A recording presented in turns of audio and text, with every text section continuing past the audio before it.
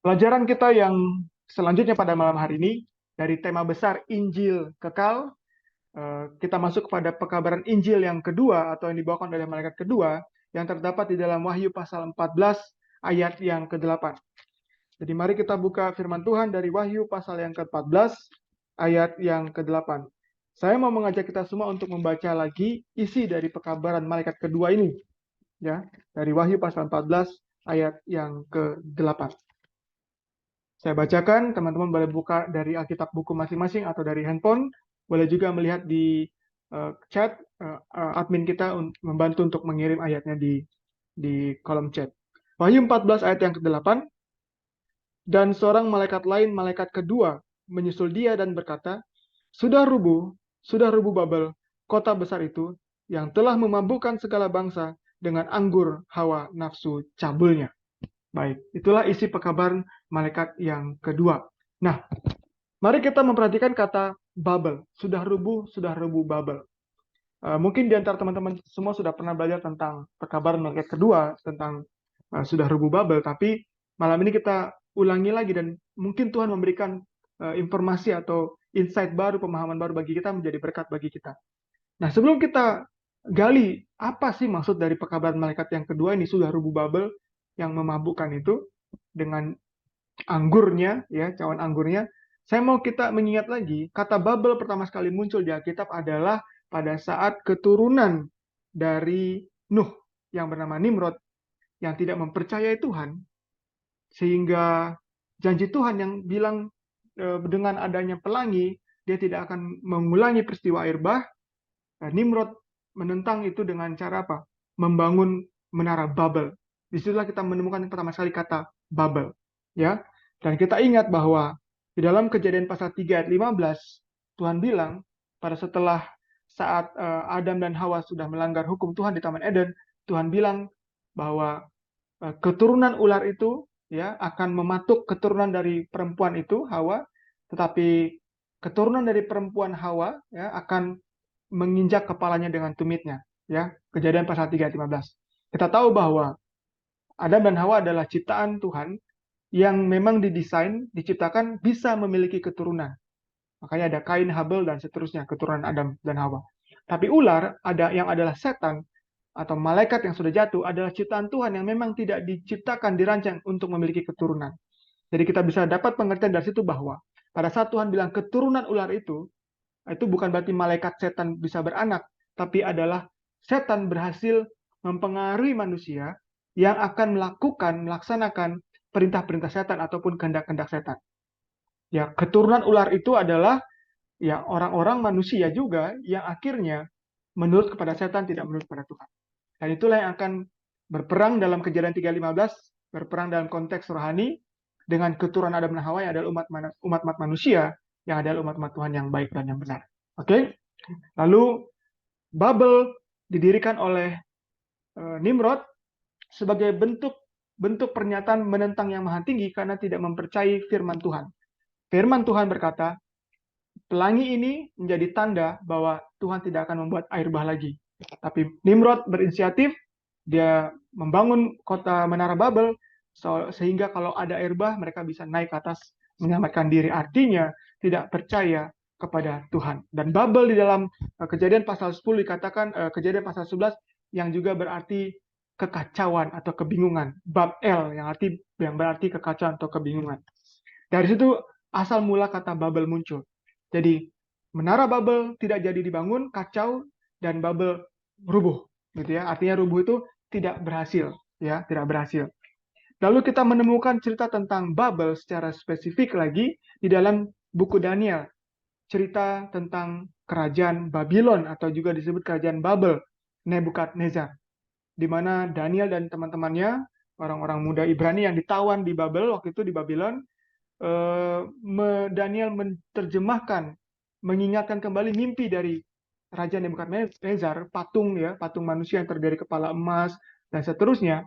Dan arti dari uh, mimpi itu, patung itu adalah simbol yang melambangkan kerajaan Babylon, kerajaan Medo Persia, kerajaan Yunani, kemudian kerajaan Roma dan selanjutnya. Yang dikatakan bahwa kerajaan Babylon yang dilambangkan oleh kepala dari patung itu dari emas dikatakan akan apa? Akan hancur. Ya, dan itu terjadi menurut cerita Alkitab dan juga menurut catatan sejarah di mana Babylon waktu itu diserang oleh kerajaan Medo Persia. Jadi Babel yang didirikan oleh Nimrod sebagai bentuk menentang yang maha tinggi, Menara Babel sudah hancur, gagal. Babel atau Babylon yang dilambangkan dengan kerajaan Nebukadnezar juga sudah rubuh, dan kita akan melihat kata sudah rubuh Babel ini juga sudah disampaikan di dalam Perjanjian Lama. Kita buka firman Tuhan di dalam Yesaya pasal 21 ayat yang ke-9. Yesaya pasal yang ke-21 ayat yang ke-9. Jadi kita lihat bahwa pekabaran dari malaikat kedua bukan pekabaran baru, bukan pekabaran di dalam perjanjian baru, bukan pekabaran akhir zaman saja, tapi adalah pekabaran yang sudah terjadi dan akan terus terjadi. Artinya Babel ini, setan yang melalui keturunannya, pengikutnya juga akan binasa. Yesaya 21 ayat 9, lihat itu sudah datang sepasukan orang, pasang-pasangan orang berkuda, lalu bersuruhlah ia katanya, sudah jatuh Babel, dan segala patung berhalanya telah diremukan dan bertaburan di tanah. Jadi Yesaya juga menjelaskan peristiwa yang akan terjadi di masa depan, sebuah nubuatan, namun juga dilatar belakangi atau direferensikan dari peristiwa kejatuhan kerajaan Babel Nebukadnezar. Ya, yang dipimpin waktu itu oleh keturunan Nebukadnezar, ya, Belsasar. Baik. Nah, itulah pendahuluan yang perlu saya sampaikan agar kita bisa melanjutkan pelajaran pekabaran malaikat kedua, sudah rubuh Babel, ya, supaya kita lihat bahwa konteks ini adalah konteks yang uh, berasal dari cerita-cerita sebelumnya, di mana Babel secara konteks rohani kita bisa lihat bahwa ini adalah pekerjaan setan melalui keturunannya untuk menentang Allah yang maha tinggi. Jadi Babel yang berarti kekacauan, kebingungan, Babel adalah gerbang Allah yang lain yang mencoba untuk mengalihkan perhatian umat manusia, tadinya memandang pada Tuhan, mengikut Tuhan, menurut pada Tuhan, akhirnya mengikut kepada setan melalui antek-anteknya atau pengikut-pengikutnya yang keturunannya ular itu. Seperti itu, ya. Baik. Nah, mari kita lanjutkan. Babel di dalam perjanjian baru, khususnya di dalam kitab Wahyu, kita perlu maknai bahwa setelah dia masuk di dalam pelajaran nubuatan atau wahyu yang diterima oleh Rasul Yohanes di Pulau Patmos, Babel di sini tidak lagi sebuah hal yang literal. Ya, kita tahu kitab Daniel dan Wahyu adalah kitab perlambangan penuh dengan simbol-simbol. Jadi pada saat Wahyu pasal 14 ayat 8, perkabaran malaikat kedua sudah rubuh Babel, kita perlu belajar apa maksud Babel sini. Karena Babel yang tadi fakta atau peristiwa nyatanya Nimrod sudah berakhir, Babel yang kerajaan Nebukadnezar, kerajaan Babylon sudah berakhir, tidak ada lagi, diganti Medo Persia diganti dengan kerajaan yang mengalahkannya, Yunani dikalahkan oleh Roma, dan itu sudah terjadi ribuan tahun yang lalu. Lalu Babel dalam konteks akhir zaman adalah sebuah perlambangan. Nah, kita akan lihat apa maksud dari Babel itu, ya, dalam waktu kita mempelajari ini selanjutnya. Nah, saya mau menyampaikan juga bahwa di dalam Yesaya pasal 14 ayat yang ke-14, ya, Yesaya pasal 14 ayat 14, pada saat Nabi Yesaya menurut inspirasi yang Tuhan sampaikan menjelaskan tentang setan Lucifer. Kalau kita baca Wahyu Yesaya 14 ayat yang 12, wah engkau sudah jatuh dari langit, hai bintang timur putra fajar. Bintang timur putra fajar itulah dari asal Lucifer, ya, Lucifer. Sudah jatuh ke bumi engkau yang mengalahkan bangsa-bangsa. Nah, kita baca, ya, Yesaya 14 ayat 13 selanjutnya. Engkau yang tadinya berkata dalam hatimu, aku hendak naik ke langit, aku hendak mendirikan tahtaku, mengatasi bintang-bintang Allah, aku hendak duduk di atas bukit pertemuan jauh di sebelah utara. Kita sudah belajar ini lalu apa maksudnya setan mau duduk di sebelah utara, di tempat kudus. Artinya dia mau lebih ada di atas firman Tuhan. Ayat 14. Perhatikan, aku hendak naik mengatasi ketinggian awan-awan, hendak menyamai yang maha tinggi. Jadi Lucifer atau setan, ya, punya punya konsep, punya perilaku, punya cara kerja, punya usaha ya, menipu dengan cara dia hendak menyamai yang maha tinggi. Hendak menyamai yang maha tinggi. Nah, kita tahu bahwa kealahan itu terdiri dari, atau kealahan itu adalah Allah Bapa, Allah Anak Yesus, dan Allah Roh Kudus. Ya, tiga tapi dalam satu kesatuan, kealahan. Saat setan berkata, "Aku hendak menyamai yang maha tinggi," setan juga meniru-niru, ya. Dia membuat konsep yang sama.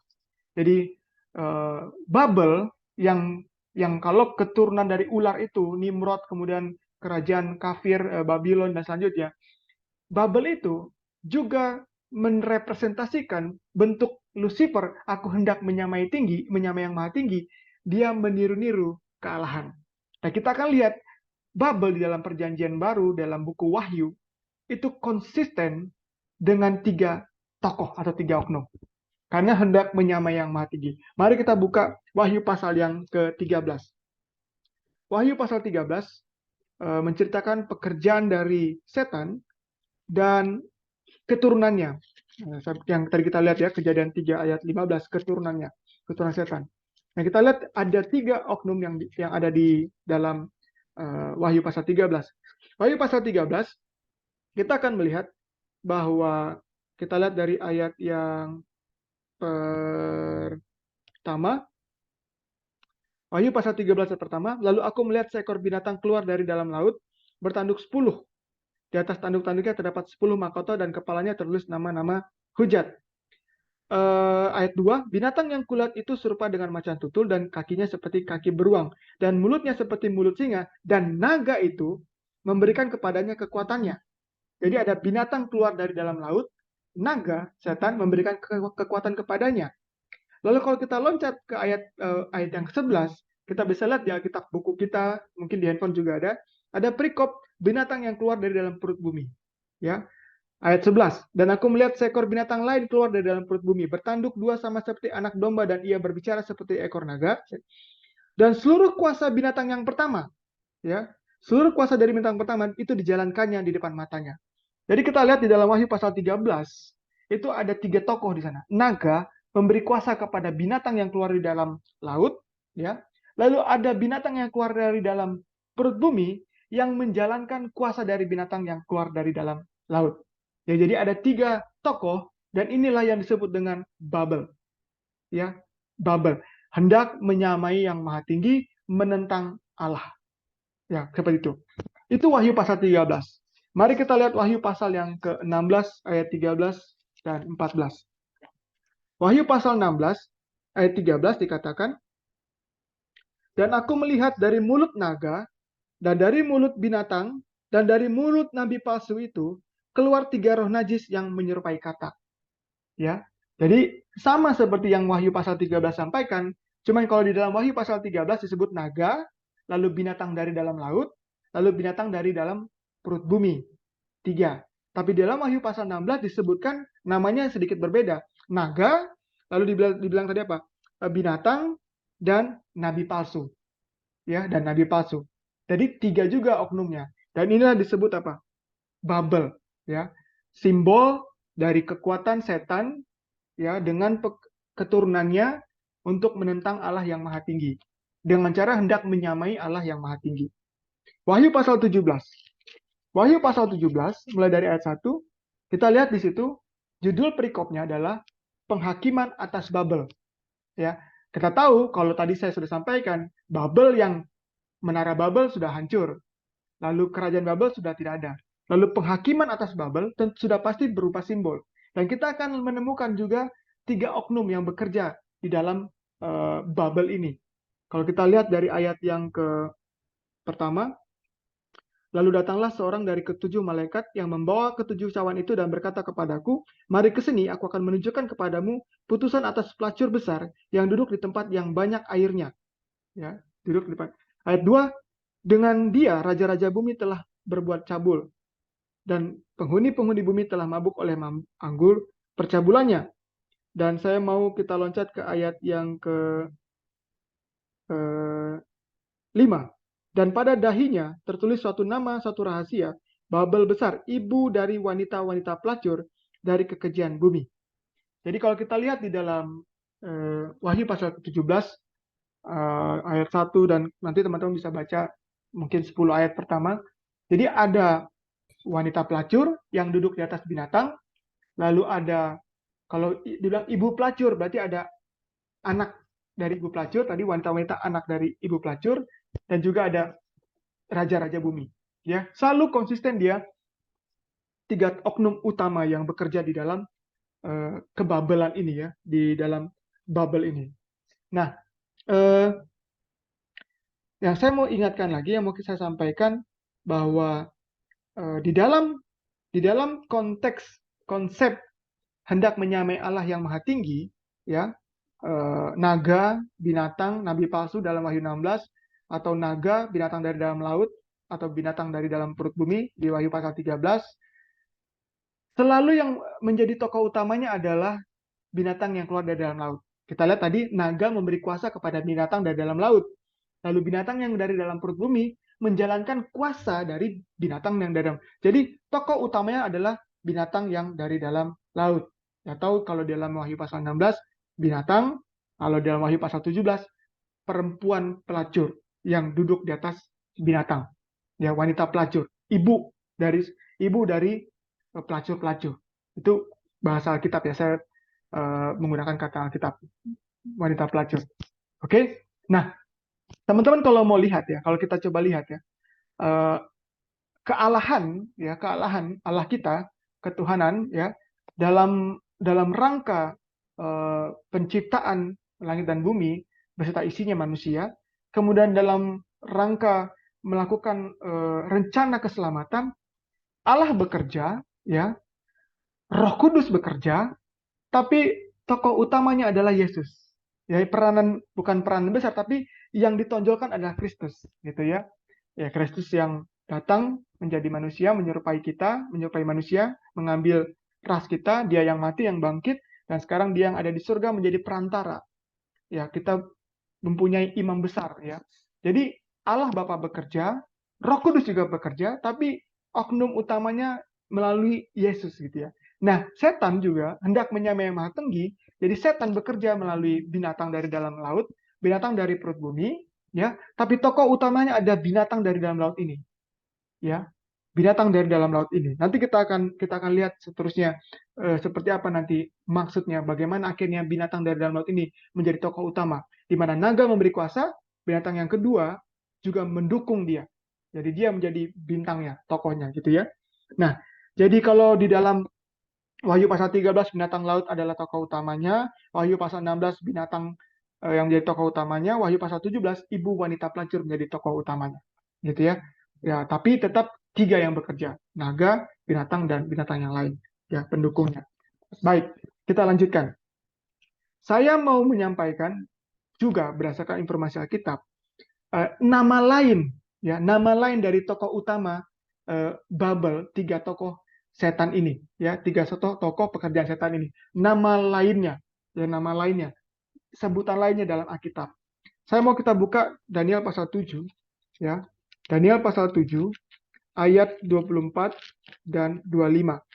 Supaya nanti kita, teman-teman mungkin akan mempelajari kitab-kitab lain, dan nanti kalau belajar Daniel juga akan ketemu, karena Daniel kurang lebih nubuatan yang sama yang disampaikan di dalam kitab Wahyu. Ya, ada ratusan kata, ada yang dipakai di kitab Wahyu yang adalah dari kitab Daniel.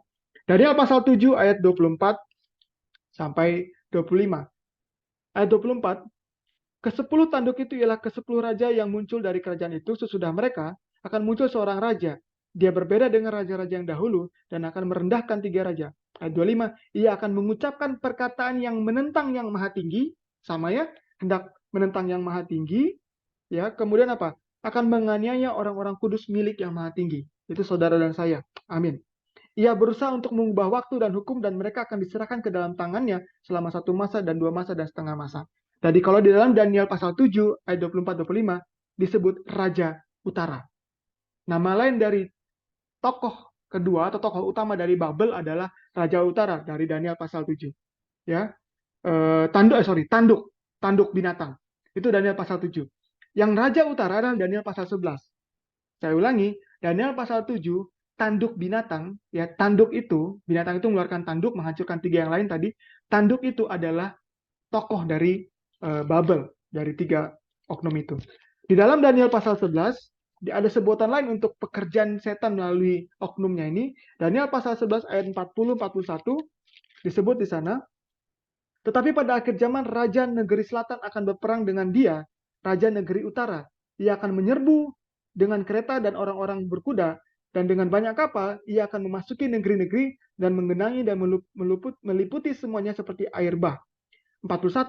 Juga tanah permai akan dimasukinya dan banyak orang akan jatuh, tetapi dari tangannya akan terluput tanah Edom, tanah Moab dan bagian yang penting dari Amon. Ya, kalau kita lanjut baca selanjutnya ayat 45, ia akan mendirikan kemah kebesarnya di antara laut dan gunung, permai yang kudus. Ya, ini yang kita bahas minggu lalu. Jadi oknum dari Babel, tiga oknum dari Babel itu di dalam Daniel pasal 11 disebut Raja Utara. Kalau Daniel pasal 7 tadi disebut tanduk binatang. Karena dia mengeluarkan perkataan yang menentang yang maha tinggi. Daniel pasal 11 disebut Raja Utara. Ini adalah tokoh atau oknum yang sama. Di dalam Matius 24 ayat 15, Daniel pasal 11 ayat yang 45 itu kurang lebih sama dengan Matius 24 ayat 15. Ya, saya bilang itu ayat yang menjelaskan hal yang sama, kurang lebihnya seperti itu. Di dalam Matius pasal 24 ayat 15 dikatakan, Matius pasal 24 ayat 15, jadi apabila kamu melihat pembinasa keji berdiri di tempat kudus, menurut firman yang disampaikan oleh Nabi Daniel, tadi Daniel 11, para pembaca hendaklah memperhatikannya. Jadi Daniel pasal 7 disebut tanduk binatang, Daniel pasal 11 disebut Raja Utara, di dalam Matius pasal 24 ayat 15 disebut pembinasa keji. Itu nama lain dari binatang dari dalam laut yang ada di Wahyu pasal 13. Tokoh utama dari tiga oknum Babel yang bekerja melawan Tuhan, menentang yang maha tinggi. Naga, binatang, lalu binatang satunya. Ini tokoh oknumnya nih, si binatang yang dari dalam laut ini. Oke? Lalu ada sebutan lain juga di dalam 1 Yohanes 2 ayat 18. 1 Yohanes 2 ayat 18. 1 Yohanes pasal 2 ayat yang ke-18. 1 Yohanes 2 ayat 18. Anak-anakku, waktu ini adalah waktu yang terakhir. Dan seperti yang telah kamu dengar, seorang antikristus akan datang. Sekarang telah bangkit banyak antikristus, itulah tandanya bahwa waktu ini benar-benar adalah waktu yang terakhir. Jadi waktu-waktu terakhir, menjelang kedatangan Tuhan yang kedua kali, akan muncul yang disebut antikristus. Ya, teman-teman, anti dalam bahasa asli Grikanya, kitab Perjanjian Baru tulis dalam bahasa Yunani, itu ditulis dengan kata ante.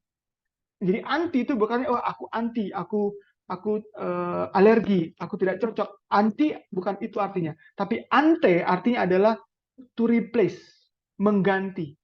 Jadi anti Kristus adalah mengganti posisi Kristus. Itu juga yang disamakan, itu juga yang dikatakan oleh Yesus dalam Matius pasal 24 ayat 3 dan 4. Pada saat murid-murid bertanya, apa tanda kesudahan dunia, tanda kedatanganmu? Tuhan menjawab, hati-hati, kamu jangan disesatkan karena akan ada orang yang mengaku Mesias, Kristus. Ya, anti Kristus artinya mengganti posisi Kristus. Dia mengaku dia sebagai Yesus di bumi. Ya, jadi saya ulangi, Babel konsisten terdiri dari tiga kekuatan, tiga oknum, naga, binatang yang adalah keturunannya, artinya pengikutnya, dan binatang lain yang mendukung binatang yang pertama ini. Yang di dalam Wahyu pasal 13, naga, binatang dari dalam laut, binatang dari perut bumi. Dalam Wahyu pasal 16 disebut naga, binatang, dan nabi palsu. Artinya nabi ini akan mengucapkan, nabi palsu akan menyampaikan izin palsu, Injil palsu untuk menyembah tokoh binatang ini. Yang disebut dalam 1 Yohanes 2 tadi adalah antikristus, mengganti posisi Kristus. Makanya Rasul Paulus juga bilang, ada Injil palsu kan, karena akan ada nabi palsu. Menyampaikan Injil lain, ada Kristus lain. Yang disebut juga di dalam Matius pasal 24 ayat 15 sebagai pembinasa keji yang berdiri di tempat kudus. Jadi dia bukan ada di tempat yang tidak kudus, dia akan ada di tempat yang dianggap orang kudus, yang dikenal orang sebagai tempat kudus. Di dalam Daniel pasal 7 disebut juga tanduk binatang, di Daniel pasal 11 disebut juga Raja Utara. Dan itulah sebutan-sebutan untuk tokoh utama dari ketiga oknum Babel ini. Oke, baik. Sekarang kita lanjut. Semoga teman-teman dapat mendapat gambarannya ya. Baik, mari kita lanjutkan. Kita masuk sekarang, kita kupas. Kalau kita sudah ngerti konteksnya seperti itu, kita tahu apa artinya Babel, zaman Nimrod, Babel zaman Raja Belsasar, keturunan dari Nebukadnezar. Ingat, Belsasar, dia ambil cawan, tempat minum anggur yang adalah alat suci dari bait suci Tuhan, lalu dia isi dengan anggur yang memabukkan, dia minum, lalu ada tulisan di dinding, mene mene tekel, artinya engkau sudah diukur, malam itu juga Belsasar mati, terbunuh karena diserang oleh Medo Persia. Hendak menyamai hendak menghina ya yang maha tinggi Allah. Itu adalah pekerjaan dari setan melalui konsep Babel. Baik, kita lanjut. Wahyu pasal 14 ayat 8. Mari kita baca sekali lagi isi dari pekabaran malaikat yang kedua. Wahyu pasal 14 ayat yang ke-8. Dikatakan di sana, seorang malaikat lain, malaikat kedua menyusul dia dan berkata, sudah rubuh Babel, kota besar itu yang telah memabukkan segala bangsa dan dengan cawan anggurnya. Nah, teman-teman, di dalam kitab versi King James, dikatakan di sana, saya bacakan ya, kitab versi King James itu lebih akurat gitu ya, karena dia menerjemahkan kata per kata dari tulisan asli Yunaninya. Dikatakan seperti ini. And therefore followed another angel, saying, Babylon is fallen, the great city, because, ada kata because she made all nations drink of the wine of the wrath of her fornication. Saya bacakan terjemahan literalnya. Dan malaikat yang lain mengikutinya, seraya berkata, sudah runtuh, Babylon, kota yang besar itu, karena dia telah memberi minum segala bangsa dari anggur amarah atas percabulannya. Ya, atas percabulannya. Jadi ada kata karena. Nah, kenapa dia rubuh? Karena dia menyampaikan ya anggur. Kalau kita lihat di Alkitab, anggur itu berarti banyak ya, melambangkan darah. Tapi anggur juga berarti firman, ya, perkataan Tuhan. Nah, dia menyampaikan anggur, berarti dia menyampaikan firman lain yang menentang yang maha tinggi. Ya, dia rubuh, dia runtuh karena dia memabukkan dunia dengan firman palsu. Ya, karena dia marah, setan marah, karena dia berdosa, dia diusir dari surga, dia marah, dia akhirnya mau memberikan firman yang palsu. Ingat di Eden, dia bilang sama Hawa, tentu saja semua buah di taman ini nggak boleh dimakan kan? Firman palsu. Hawa coba counter, semua boleh dimakan, tapi satu pohon buah pengetahuan yang baik dan jahat tidak boleh kami makan, karena kalau kami makan mati. Lalu dia sampaikan firman yang lain, sekali-kali Hawa kamu tidak akan mati, kata ular, naga atau setan atau Lucifer. Jadi karena amarahnya dia menyampaikan firman yang palsu yang memabukkan Hawa waktu itu, ya, sehingga Hawa jatuh ke dalam dosa. Nah, inilah pekerjaan Babel yang akan diteruskan sampai akhir zaman untuk menipu banyak orang, memabukkan kita dengan firman yang palsu. Ya, firman yang enak didengar. Kalau Tuhan, kalau kamu makan, kalau kamu berdosa, mati. Lalu dibilang, kamu nggak akan mati kalau berdosa. Siapa yang akhirnya tidak mau tertipu dengan itu? Wah, ternyata kalau berdosa nggak mati. Oh, kalau berdosa nggak ada hukumannya. Oh, kalau berdosa itu fine-fine saja. Dan itulah firman palsu, anggur yang memabukkan. Dari amarahnya setan karena dia sudah dibuang. Oke, mari kita lanjutkan. Jadi yang pertama, kenapa Babel rubuh? Ya, kita lihat tadi, karena yang pertama, tidak menerima pekabaran malaikat pertama. Itu dulu yang perlu kita perhatikan, teman-teman. Jadi ada perkabaran malaikat pertama, takut akan Tuhan, muliakan Tuhan, karena sudah tiba masa penghakiman, artinya kita di hidup kita ini selalu diperiksa, ya. Lalu sembahlah Dia. Nah, kita tahu bahwa Nimrod itu tidak takut akan Tuhan, karena dia menentang firman Tuhan. Tuhan bilang akan ada pelangi sebagai tanda bahwa aku tidak akan buat air bah lagi. Dia enggak, kita bikin menara Babel, kalaupun nanti ada air bah, kita bisa naik ke tempat yang tinggi, tidak tenggelam. Jadi dia menentang yang maha tinggi, tidak takut akan Tuhan. Karena tidak menerima perkabaran malaikat pertama, karena tidak Belsasar menentang, tidak takut akan Tuhan, dia ambil barang yang suci dari bait suci, yang barang-barangnya waktu Yerusalem dihancurkan oleh Babylon, waktu diserang, lalu orang-orang Israel ditawan di Babylon, lalu perkakas alat-alat dari bait suci yang ada di Yerusalem dibawa juga. Zamannya Nebukadnezar tidak menyentuh barang itu, tapi Belsasar mengambil cawan itu, diisi dengan anggur yang lalu dia minum pakai menghina Tuhan. Tidak takut akan Tuhan. Jadi kenapa sudah rubuh Babel? Sudah rubuh Babel. Yang pertama, karena tidak menerima pekabaran malaikat pertama, tidak takut akan Tuhan dan tidak memuliakan Tuhan. Itu dia rubuh karena itu. Jadi teman-teman, pelajaran yang kita bisa tarik langsung ke dalam kehidupan kita sehari-hari. Kalau kita tidak takut akan Tuhan, kita tidak memuliakan Tuhan, bahkan kita menentang Tuhan, kita tidak menyembah Allah yang menciptakan langit dan bumi, secara tidak langsung kita akan rubuh. Ya, seperti Babel. Dan kitalah Babel itu secara konteks kehidupan rohani pribadi lepas pribadi. Kitalah Babel kalau kita menentang yang maha tinggi. Ya.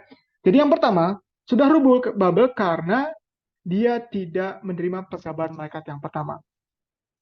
Takut akan Tuhan. Di dalam Daniel pasal 7 ayat 25 yang tadi kita baca, dia mengeluarkan perkataan yang menentang yang maha tinggi.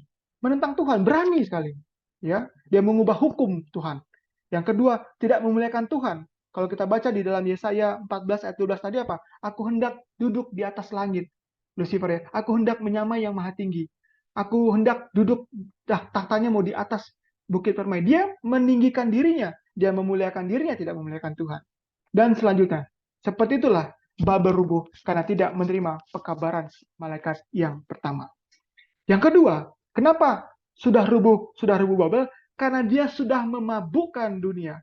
Jadi dia tidak menerima perkabaran malaikat pertama, dia punya pekabaran lain dalam tanda kutip Injil lain, firman lain, dan itu yang ditawarkan kepada orang banyak, karena perbuatan itulah dia rubuh. Dia hancur. Karena memabukkan dengan cawan anggurnya. Ya. Nah,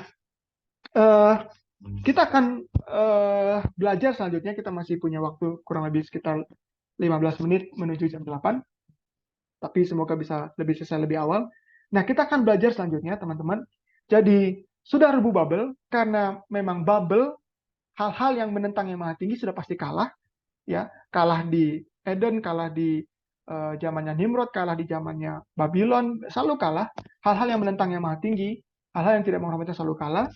Lalu kita juga melihat juga bahwa dia bekerja dengan keturunan ular itu. Jadi ada naga, binatang, dan tokoh utamanya binatang yang nomor pertama tadi, yang disebut juga tanduk kecil, yang disebut juga Raja Utara, disebut juga Antikristus, pembinasa keji, ya, binatang dari dalam laut, binatang, dan juga disebut juga ibu wanita pelacur, ya, di dalam Wahyu pasal 17, yang adalah memberikan sesuatu yang memabukkan firman lain selain firman Tuhan. Firman lain selain firman Tuhan. Nah, kita akan lihat itu, teman-teman. Kita akan lihat itu. Sekarang kita Wahyu pasal 14:8 dibilang tadi apa? Sudah rubuh karena yang telah atau karena memabukkan semua bangsa dengan anggur hawa nafsu cabulnya. Dengan anggur. Nah, mari kita lihat cawan anggur ya.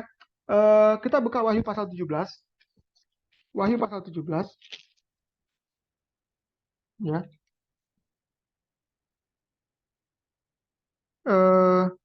Ayat yang keempat. Wahyu pasal 17 ayat yang keempat. Oke. Wahyu pasal 17 ayat 4 menceritakan pekerjaan dari ibu wanita pelacur ini ya. Yang duduk di atas binatang. Ayat 4 dari Wahyu pasal 17. Dan perempuan itu memakai kain ungu dan kain kirmizi yang dihiasi dengan emas, permata dan mutiara, dan di tangannya ada suatu cawan emas penuh dengan segala kekejian dan kenajisan percabulannya. Jadi anggur yang ada di dalam cawan emasnya itu, si Babel ini, si wanita pelacur ini, atau binatang dari dalam laut ini, atau tanduk kecil, atau Raja Utara ini, cawan emas, cawan anggur itu berisi apa katanya tadi? Berisi apa? Penuh dengan segala kekejian. Penuh dengan segala kekejian. Jadi isinya itu anggur, tapi juga disebut segala kekejian. Anggur yang memabukkan, tapi isinya itu sebenarnya kekejian yang memabukkan segala bangsa. Oke, jadi Wahyu pasal 17 memberikan satu informasi yang bisa kita pelajari. Jadi cawan emasnya itu penuh dengan kekejian dan kenajisan. Ya, kekejian dan kenajisan. Nah, 5 menit ke depan kita akan belajar dari Alkitab apa itu kekejian di hadapan Tuhan. Yang ada di dalam cawan anggur emas itu yang ditawarkan oleh pelacur ini, ibu wanita pelacur atau Babel ini kepada umat manusia. Ya, apa kekejian itu? Ya. Nah, teman-teman, mari kita buka di dalam Ulangan pasal 7. Biarlah Alkitab menjelaskan dirinya sendiri, biarlah Alkitab menjadi kamus untuk dirinya sendiri, ya. Kita bisa mendapatkan informasi kemudian penjelasan dari Alkitab. Jadi kita buka Ulangan pasal 7 ayat yang ke-25 dan 26. Ulangan pasal 7 ayat 25, patung-patung Allah, Allahnya huruf kecil ya, jadi patung-patung dewa maksudnya. Patung-patung Allah mereka haruslah kamu bakar habis. Perak dan emas yang ada pada mereka janganlah kau ingini dan kau ambil bagi dirimu sendiri, supaya jangan engkau terjerat karenanya. Sebab hal itu adalah kekejian bagi Tuhan Allahmu. Dan janganlah engkau membawa sesuatu kekejian masuk ke dalam rumahmu, sehingga engkau pun ditumpah seperti itu. Haruslah engkau benar-benar merasa jijik, ya tadi kenajisan ya, dan keji terhadap hal itu, sebab sebenarnya itu dikhususkan untuk dimusnahkan. Jadi kekejian menurut Alkitab adalah patung-patung Allah. Artinya menyembah Allah yang lain melalui media-media yang Tuhan tidak inginkan. Kita juga tahu ya di dalam Keluaran pasal 20 ada firman Tuhan, janganlah kamu menyembah patung atau yang menyerupai apapun. Ya, itu kekejian. Ya, itu kekejian. Baik, itulah yang ada di dalam cawan emas anggur yang ditawarkan kepada banyak orang yang memabukkan. Ya, menyembah patung. Lanjut, Ulangan 18 ayat 9 dan 12. Dari buku yang sama Ulangan 18, kita lihat apa yang dimaksud dengan kekejian bagi Tuhan. Ulangan 18 ayat 9 sampai 12. Ulangan pasal 18 ayat 9 sampai 12. Saya bacakan, apabila engkau sudah masuk ke negeri yang diberikan kepadamu oleh Tuhan Allahmu, maka janganlah engkau belajar berlaku sesuai dengan kekejian yang dilakukan bangsa-bangsa itu. Ada kekejian. Ayat 10. Di antaramu janganlah didapati seorang pun yang mempersembahkan anaknya laki-laki atau anaknya perempuan sebagai korban dalam api, ataupun seorang yang menjadi petenung, seorang peramal, seorang penelaah, seorang penyihir, seorang pemantera, ataupun seorang yang bertanya kepada arwah atau kepada roh peramal, atau yang meminta petunjuk kepada orang-orang mati. Sebab setiap orang melakukan hal ini adalah kekejian bagi Tuhan. Sederhananya, sesuatu yang sifatnya spiritisme. Hal-hal yang sifatnya spiritisme. Percaya apa tadi ya, penyihir-penyihir, ya berdoa kepada orang mati, minta petunjuk pada orang mati. Ini hal-hal spiritisme. Kata Tuhan apa? Itu adalah kekejian bagi Tuhan. Jadi cawan emas anggur yang memabukkan yang ditawarkan oleh Babel ini, yang penuh dengan kekejian adalah doktrin atau ajaran yang seperti ini, spiritisme. Ya, katanya apa? Jangan kamu jadi penenung, peramal, penyihir, atau berdoa kepada arwah-arwah, orang mati, ya seperti itu, spiritisme. Itu adalah kekejian di hadapan Tuhan, dan itu yang ditawarkan. Dan itu memabukkan. Teman-teman boleh lihat lagi sendiri nanti fenomena-fenomena akhir zaman, apa yang terjadi di dunia saat ini. Sehubungan dengan spiritisme. Ya, percaya hal-hal yang sifatnya spiritisme seperti ini. Itu adalah kekejian, itu yang ditawarkan. Lalu kita lanjut, apa kekejian menurut Tuhan? Amsal 28 ayat yang ke-9. Amsal 28 ayat yang ke-9. Amsal 28 ayat yang ke-9. Siapa yang memalingkan telinganya untuk tidak mendengar hukum, juga doanya adalah kekejian. Jadi di mata Tuhan, orang yang menolak hukum, tidak mau mendengar firman, hukum Tuhan, ya kalau tidak mau dengar, tidak mau melakukan, kekejian. Kekejian di hadapan Tuhan. Jadi ibu pelacur itu, ya ibu wanita pelacur itu, Babel, melalui pekerjaan tokoh utamanya, ketiga oknum Babel itu bekerja melalui tokoh utama itu, dia punya cawan emas anggur yang penuh kekejian, yang salah satunya juga adalah doktrin tentang apa? Untuk tidak lagi menurut hukum. Kata Tuhan itu kekejian. Oke? Yeremia pasal 13 ayat 26 dan 27. Kita lanjut, kekejian di hadapan Tuhan. Yeremia pasal 13 ayat 26 sampai 27. Yeremia pasal 13 ayat 26 sampai 27. Aku pun juga mengangkat ujung kainmu sampai kepada mukamu, sehingga kelihatan auratmu, zinamu dan ringkikmu, persundalanmu yang mesum di atas bukit-bukit dan di padang-padang. Aku sudah melihat perbuatanmu yang keji itu. Celakalah engkau, hai Yerusalem, berapa lama lagi hingga engkau menjadi tahir? Satu perbuatan yang keji adalah perbuatan yang berzina. Tentu saja Ini zina badani juga zina rohani. Ya, zina badani dan juga zina rohani. Perbuatan yang zina itu keji di hadapan Tuhan. Saya mau ulangi, baik itu zina badani maupun zina rohani. Apa zina rohani? Zina rohani adalah harusnya kita mempelai wanita Tuhan. Kita ini perempuan yang adalah jemaatnya, tapi kita berzinah karena kita tidak lagi sepenuhnya Tuhan. Kita kompromi, ya kita kompromi dengan tafsir atau dengan doktrin atau firman yang lain. Kita berzinah dalam konteks rohani. Oke, Imamat 18 ayat 2. Imamat 18 ayat yang kedua. Kita lihat apa yang dimaksud Tuhan, yang Tuhan anggap keji. Imamat 18 ayat 2. Boleh baca di ayat 1 ya, pendek nggak apa-apa. Imamat pasal 18 ayat 1 dan 2. Tuhan berfirman kepada Musa, berbicaralah kepada orang Israel dan katakan kepada mereka,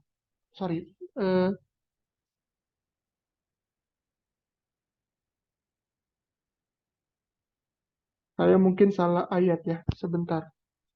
Imamat 18 ayat 2. Oke, kita skip dulu itu. Saya miss ini ayatnya. Oke, 22, sorry. 22. Imamat 18 ayat 22. Imamat 18 ayat 22. Janganlah engkau tidur dengan laki-laki secara orang bersetubuh dengan perempuan, karena itu suatu kekejian. Jadi ada teguran, ya. Kenapa tidur dengan laki-laki? Karena itu kamu harusnya bertubuhnya dengan perempuan. Jadi jangan sama laki-laki. Jadi ini sebenarnya homoseksual. Saya ulangi, kita baca ayat yang pelan-pelan ya. Janganlah engkau tidur dengan laki-laki secara orang bersetubuh dengan perempuan. Secara laki-laki itu dengan perempuan. Karena itu satu kekejian. Teman-teman, kita nggak usah bahas panjang lebar. Kita lihat fenomena akhir zaman saat ini. Setan bekerja untuk menentang yang maha tinggi dengan suatu paham pengertian bahwa pada saat Tuhan berkata, aku menciptakan laki-laki dan perempuan, lalu laki-laki akan meninggalkan orang tuanya untuk menjadi satu tubuh dengan perempuan. Saat ini setan menipu dunia dengan apa? Laki-laki bisa sama laki-laki dan perempuan bisa sama dengan perempuan.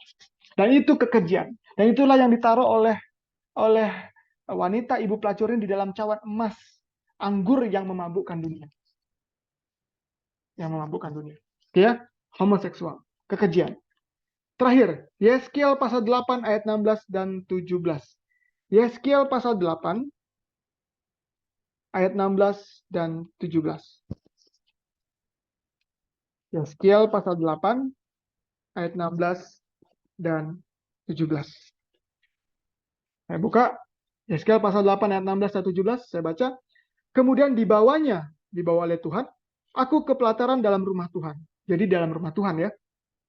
Sungguh, dekat jalan masuk bait Tuhan, di antara balai bait suci dan mesbah, ada kira-kira 25 orang laki-laki yang membelakangi bait Tuhan dan menghadap ke sebelah timur sambil sujud pada matahari di sebelah timur. Lalu firman Tuhan kepadaku, kau lihatkah itu, hai anak manusia, perkara kecilkah itu bagi kaum Yahuda untuk melakukan perbuatan-perbuatan kekejian yang mereka lakukan di sini dan seterusnya. Jadi waktu itu manusia umat Tuhan harusnya mereka beribadah di dalam bait suci dan menghadap ke pelataran bilik bait suci. Mereka membelakangi, mereka menghadap timur dan mereka sujud menyembah matahari. Dan kata Tuhan itu kekejian. Ya, sun worship, penyembahan matahari, ya, dan ataupun ajaran-ajaran lain, ya, yang menuju kepada penyembahan kepada matahari, kata Tuhan itu kekejian. Jadi teman-teman, kita sudah lihat Alkitab menjelaskan pada saat Wahyu pasal 17 tadi ayat 4 dikatakan wanita ibu pelacur itu yang memabukkan dunia dengan cawan anggurnya. Dia duduk di atas binatang itu. Ada cawan emas yang penuh dengan kekejian. Apa itu tadi kekejian? Tidak takut akan Tuhan. Ya, apalagi tadi kekejian menyembah patung. Tuhan bilang jangan ada yang lain menyerupai apapun, jangan menyembah patung. Itu kekejian. Tadi apalagi kekejian?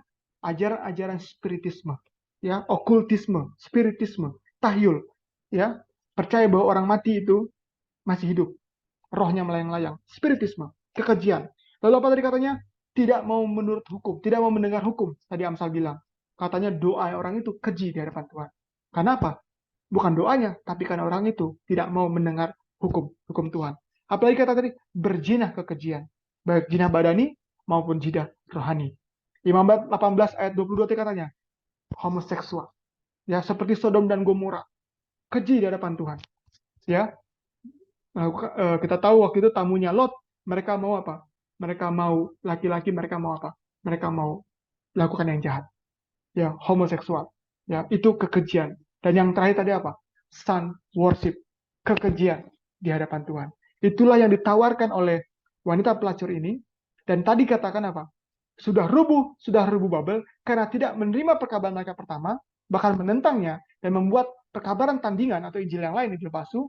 Dia rubuh karena itu, dan karena dia rubuh juga karena dia mengajarkan itu kepada orang banyak. Dia jadikan itu suatu minuman anggur memabukkan banyak orang. Karena itu dia rubuh. Oke, baik. Sudah sampai jam 8. Saya mau tutup singkat. Teman-teman, kalau kita perhatikan, kita kembali ke Wahyu pasal 14. Kita kembali ke Wahyu pasal 14. Kalau kita lihat di dalam pasal yang ke-7, perkabaran malaikat pertama dikatakan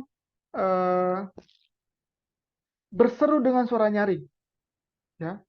Wahyu pasal 14 ayat yang ke-7, perkabaran malaikat pertama dikatakan berseru dengan suara nyaring, takut akan Tuhan, muliakan Dia, karena sudah tiba penghakiman dan seterusnya.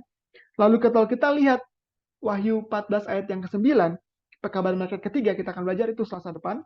Seorang malaikat lain, malaikat ketiga menyusul berkata dengan suara nyaring. Jadi malaikat pertama suara nyaring, malaikat ketiga suara nyaring, malaikat kedua ini tadi kita baca ayat 8 yang sudah rubuh sudah berapa, tidak ada kata dengan suara nyaring. Ya, tidak ada kata dengan suara nyaring. Mempersingkat waktu, kita buka Wahyu pasal 18. Perkabaran malaikat kedua dari Wahyu pasal 14 ayat yang ke-8 diulang oleh malaikat, ya bisa dibilang malaikat lain atau pembawa berita lain di dalam Wahyu pasal 18 ayat 1 sampai 4. Saya mau bacakan ini sebagai penuntut ya. Boleh ya 2 menit lagi ya. Wahyu pasal 18 ayat 1 sampai 4. Kemudian daripada itu aku melihat seorang malaikat lain turun dari surga. Ia mempunyai kekuasaan besar dan bumi menjadi terang oleh kemuliaannya. Dan ia berseru dengan suara kuat. Nah ini loud cry, sama suara nyaring. Katanya, sudah rubuh Babel, kota besar itu. Dan ia telah menjadi tempat kediaman orang roh jahat. Dan tempat bersembunyi semua roh najis. Dan tempat tersembunyi segala burung yang najis dan yang dibenci. Karena semua bangsa telah minum dari anggur hawa nafsu cabulnya yang tadi isinya kekejian-kekejian itu, dan raja-raja di bumi telah berbuat cabul dengan dia, berzinah dengan dia, ya. Dan pedagang-pedagang di bumi telah menjadi kaya oleh kelimpahan hawa nafsunya, ya. Itu sudah rububal disampaikan dengan suara nyaring di dalam Wahyu pasal 18. Jadi perkabaran ini diulang lagi, disampaikan lagi dengan suara nyaring. Ayat 4 adalah inti atau judul dari pelajaran kita malam hari ini. Come out of her. Kita baca. Ayat 4. Lalu aku mendengar suara lain dari sorga berkata, come out of her. Pergilah kamu, hai umatku. Pergilah daripadanya. Come out of her. Keluar dari Babel itu. Jadi ternyata kalau kita perhatikan, pergilah kamu, hai umatku, kata Tuhan. Pergilah daripadanya, keluar dari Babel. Jadi ternyata, ya, perempuan, kalau kita baca di dalam Alkitab, artinya adalah lambang dari gereja atau umat Tuhan. Saya tidak mau sebut itu secara spesifik, tapi artinya ada sekelompok umat-umat yang menganggap dirinya atau menyebut mereka adalah umat-umat Tuhan, tapi ajaran mereka adalah kekejian. Ya, ada hukum lain, ada firman lain, ada hal-hal yang keji di hadapan Tuhan yang mereka izinkan, mereka tafsir, oke, boleh seperti itu, yang memabukkan. Tapi kata Tuhan, di dalam Babel itu, di dalam Babel yang sudah rubuh, yang jahat itu, di mana banyak roh-roh najis tadi dikatakan, dibilang apa? Ada suara dari surga. Ya, ada suara dari surga. Keluarlah hai umatku. Keluarlah daripadanya, pergilah daripadanya. Ya, supaya kamu, saya baca ayat 4 dari Wahyu pasal 18 saja, supaya kamu jangan mengambil bagian dalam dosa-dosanya, dan supaya kamu jangan turut ditimpa malapetakannya. Jadi puji Tuhan, ternyata walaupun ada di dalam lingkup itu, apapun itu, apakah itu sebuah komunitas, apakah itu sebuah perkumpulan, apapun itu, hal-hal mungkin itu pribadi, mungkin itu keluarga, apapun itu, kalau di situ ada anggur kekejian yang tadi kita sudah bahas, ya, Mungkin orang-orang belum tahu, ya belum paham, belum mengerti. Tapi bila mana malaikat yang lain di Wahyu 14 datang dengan kuasa, dengan kemuliaan terang Tuhan, lalu berkata, sudah rubuh Babel, sudah rubuh Babel, lalu ada suara dari sorga. Pekerjaan Tuhan melalui pekerjaan Roh Kudus memanggil umat-umat Tuhan. Karena dibilang umatku, katanya, yang lagi di dalam, dibilang keluar daripadanya, supaya kamu tidak kena celakanya dan malapetaka-malapetakanya. Jadi Tuhan masih memberikan waktu kesempatan bagi kita umat-umat Tuhan. Mungkin saya, mungkin siapapun itu, mungkin saya memang tidak ada di dalam hal-hal itu, tapi mungkin hidup saya Babel, gitu ya. Saya menentang yang maha tinggi dan melalui perkataan, perbuatan. Saya bilang saya menyembah Tuhan, tapi saya punya Allah-Allah yang lain, punya mamon yang lain yang lebih saya cintai daripada Tuhan. Segala sesuatu yang tidak sesuai dengan firman Tuhan. Segala sesuatu yang menentang hukum Tuhan. Segala sesuatu yang tadi Tuhan bilang keji, kita anggap itu biasa. Tuhan anggap itu najis, kita bilang kompromi, nggak apa-apalah. Seperti itu. Itu kita dipanggil Tuhan. Kita semua dipanggil untuk Tuhan. Untuk meninggalkan itu dan keluar dari hal-hal itu karena kita umat-umat Tuhan. Ya, karena kita umat-umat Tuhan. Jadi inilah pelajaran yang bisa kita dapati, kita pelajari dari pekabaran malaikat kedua, dari Injil kekal, adalah pekabaran kasih karunia Tuhan. Sudah rubuh Babel, Babel akan dihancurkan oleh Tuhan. Tapi sebelum itu terjadi katanya, sebelum itu keluar, Tuhan masih memanggil umat-umatnya. Tuhan mengasihi umat-umatnya, bila mana umat-umatnya mau bekerja sama dengan Tuhan, mendengar panggilan Tuhan, merespon Tuhan, meninggalkan semua praktek-praktek kekejian yang tadi kita bahas, kita sudah pelajari, untuk menerima kebenaran firman Tuhan, janji keselamatan melalui pekerjaan Roh Kudus. Dan kita makin lama, makin hari yang akan diperbaharui oleh Tuhan menjadi umatnya yang sejati. Jadi saudara-saudara, melalui pelajaran ini saya memanggil kita semua untuk menerima pekabaran malaikat pertama. Sehingga kita bisa keluar dari Babel. Dan kita bisa menerima pekabaran selanjutnya, malaikat ketiga yang akan kita pelajari Selasa depan. Untuk kemuliaan bagi nama Tuhan, saya bawakan dalam nama Yesus. Semoga jadi berkat bagi saudara dan saya. Amin.